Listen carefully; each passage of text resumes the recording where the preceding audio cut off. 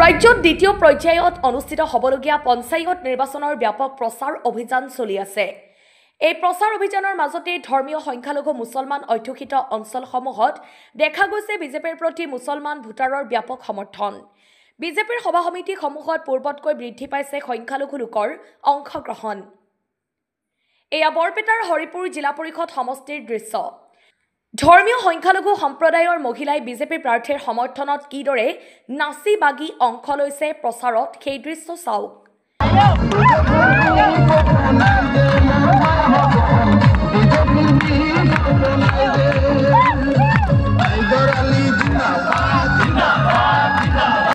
বৰপেটাৰ সংখ্যালঘু অধ্যুষিত অঞ্চলসমূহত বিজেপিৰ প্ৰচাৰ সভাসমূহত হাজাৰ হাজাৰ সংখ্যালঘু ভোটাৰে অংশগ্ৰহণ কৰি বিজেপি প্ৰাৰ্থীৰ প্ৰতি জনাইছে অকুণ্ঠ সমৰ্থন।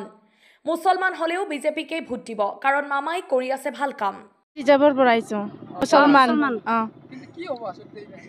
আসলে তার কি হব, ভালেই হব, জয় হব আমার তাতে।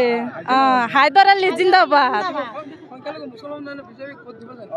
বিজেপিক ভোট দিম, মুসলমান হলে আর বিজেপিক দিব লাগবো। বিজেপিক দিম, এনে মামাই আমার বহুত ভাল কাম করেছে, তার কারণে আর দিব লাগিব। আর যাতে ভবিষ্যতে ভাল কাম করে সেই কারণে দিব লাগবো। আমার গরাখনিয়া যেহেতু বান্ধি দিয়ে সেই কারণে আরে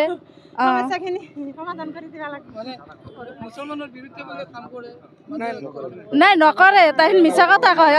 ভালেই কাম কৰে, আজিলৈকে যিখিনি ভাষণ দি গেছে মানে আমাৰ কাৰণে বহুত ভালেই দিছে। ভাল হৈছে ভাষণখিনি। এইসকল ধৰ্মীয় সংখ্যালঘু সম্প্ৰদায়ৰ ভোটাৰৰ মন্তব্য, বিজেপি মুছলমান বিদ্বেষী নহয়, মুখ্যমন্ত্ৰী মামাই সকলোকে সমানে চাই আছে। সমান্তৰালভাৱে মামাৰ প্ৰতি ব্ৰহ্মপুত্ৰৰ খহনীয়া প্ৰতিৰোধৰ বাবেও জনালে আহ্বান। এঠাই কামনা আৰু শ্ৰদ্ধা যে আমাৰ গৰাখহনীয়াত আমি বহুত কষ্ট কৰি আছো, এইখিনি জানি মামাই চাই দিয়ে, অলপ ভাবি চিন্তি আমাৰ সমস্যাখিনি সমাধান কৰি দিয়ে।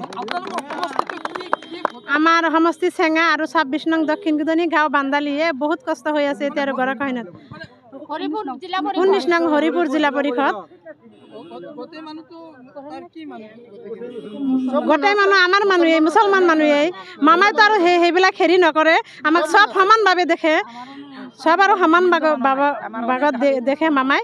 আৰু এইটোৱে কামনা কৰিছোঁ যে মামাই যাতে আমাৰ গৰাখহনীয়া সমস্যাখিনি সমাধান কৰি দিয়ে, এইটোৱে কামনা মামাৰ ওচৰত। ইপিনে বিজেপিত থাৰ্ড পাৰ্টি নাই। আন সম্প্ৰদায়তকৈ সংখ্যালঘু লোকে চৰকাৰৰ পৰা বেছি সুবিধা পাইছে, যাৰ বাবে সংখ্যালঘু ভোটাৰে এইবাৰ নিৰ্বাচনত ভোট দিব বিজেপিক। বিজেপিৰ ৰেলী অথবা জনসভাত অংশ লোৱা ধৰ্মীয় সংখ্যালঘু মুছলমান ভোটাৰৰ সমৰ্থন ভোটলৈ পৰিণত হ'বনে, সেয়া অন্য বিষয়। কিন্তু বৰপেটাৰ বহু সংখ্যালঘু অধ্যুষিত সমষ্টিত যে বিজেপিয়ে বিৰোধীৰ বাবে প্ৰত্যাহ্বানৰ সৃষ্টি কৰিছে সেয়া নিশ্চিত। আমাৰ গাঁও হ'ল বান্দালি ৰিজাৰ্ভ, আমাৰ দক্ষিণ গুদনি জেবি। ইয়াত নদীৰ কাৰণে আমাৰ মামাৰ কাছে টাপদাৰ, আমি খুব দুঃখিত মানে নদীৰ কাৰণে। আমাৰ নদীটো মামাই বান্ধি দিলে আমাৰ খুব শান্তি। ইয়াত লোকৰ আমাৰ হায়দাৰ আলী ভাই আমাৰ খুব শান্তি পাইছো। ইহঁতৰ আমাৰ ভোটাৰ এইভাগৰ আমাৰ কেন্দ্ৰ জিতি যাব, কোনো সমস্যা নাই।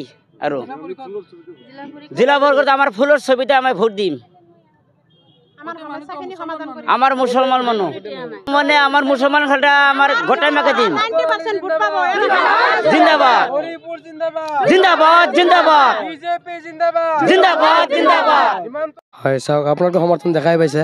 আমাৰ সংখ্যালঘুৰ ৰাজ্যৰ মাজত এটাই প্ৰভাৱ পৰিছে যে বিজেপি চৰকাৰে যিখিনি উন্নয়নমূলক কাম কৰিছে, আঁচনি দিছে, সেই আঁচনিবোৰ অইন চৰকাৰতকৈ অধিক আঁচনি দিছে আৰু সুচাৰুৰূপে যিবিলাক যোগ্য ব্যক্তি তেওঁলোকে পাইছে।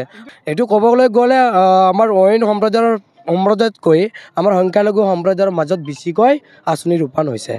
আৰু সেইকাৰণে চাওক, আমাৰ আগতে চাওক কংগ্ৰেছ দিনত কেনেকুৱা আছিলে, মানে কিছুমান যোগ্য ব্যক্তি পোৱা নাছিলে, সেইটোৱে।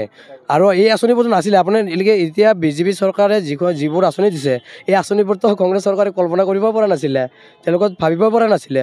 গতিকে এটাই কথা কি, আমাৰ সংখ্যালঘু ৰাইজে এটাই কথাই ভাবিছে যে যি চৰকাৰে আমাক দিছে কিবা, সেই চৰকাৰক আমি পুৰস্কাৰ হিচাপে কিবা দিব লাগিব।